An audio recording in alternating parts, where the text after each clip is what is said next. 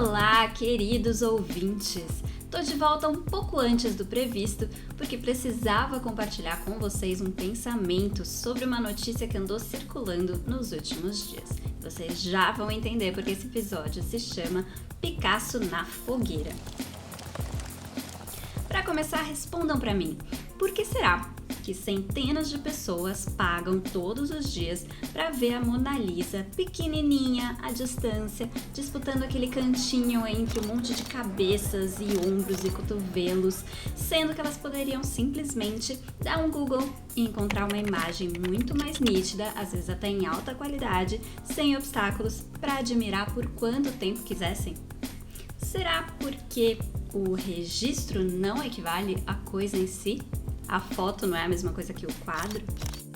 Bom, tem gente achando que equivale sim, e que você pode até substituir uma coisa pela outra. Recentemente, um grupo de artistas comprou um desenho do Picasso num leilão e decidiu, olha só que ideia brilhante, queimar a obra original, tacar fogo num Picasso e depois vender a imagem como um token digital, ou NFT. O argumento era que assim a obra poderia viver para sempre no blockchain.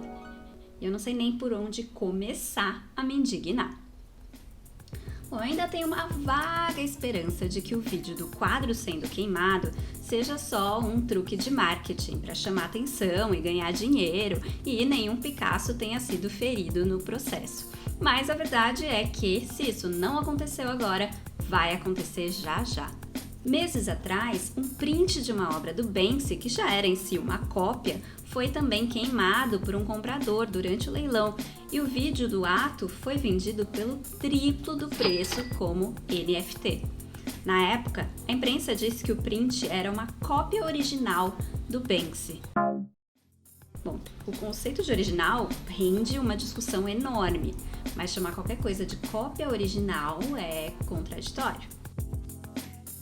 Enfim, se aquilo já prenunciava alguma coisa, o que a gente tem agora é um desenho realmente original de 1964 de Pablo Picasso, sendo destruído em nome da modernidade, ou, na verdade, pós-modernidade, porque não existe nada mais pós-moderno do que a efemeridade e o culto da cópia, do simulacro ou do símbolo, como é o caso da NFT. E o irônico é que, se a intenção era passar uma mensagem, no fim ela não era sequer uma mensagem nova, nem revolucionária. A gente já vem discutindo o valor da cópia há quase um século e o próprio Banksy já destruiu uma obra sua durante um leilão, num ato muito mais crítico e provocador. Mas o que realmente me incomoda nessa proposta de substituir o concreto pelo digital é a ilusão da permanência do digital. Nas declarações do grupo aparece a ideia de que agora a obra vai poder viver para sempre, ela vai ser eternizada numa forma definitiva e resistente ao tempo. Mas será? Eu não sei se essa geração do NFT lembra das transformações técnicas que a gente passou com a fita cassete para o DVD, para o Blu-ray, o disquete para o pendrive, para a nuvem. Mas o fato é que permanência não é exatamente uma coisa que combina com tecnologia. A ciência vive tentando evoluir e dizer que uma imagem digitalizada hoje vai continuar existindo e pior, vai continuar sendo considerada boa, de boa qualidade daqui a 100 anos, parece uma ingenuidade assim absurda. É só olhar para suas fotos de 20 anos atrás.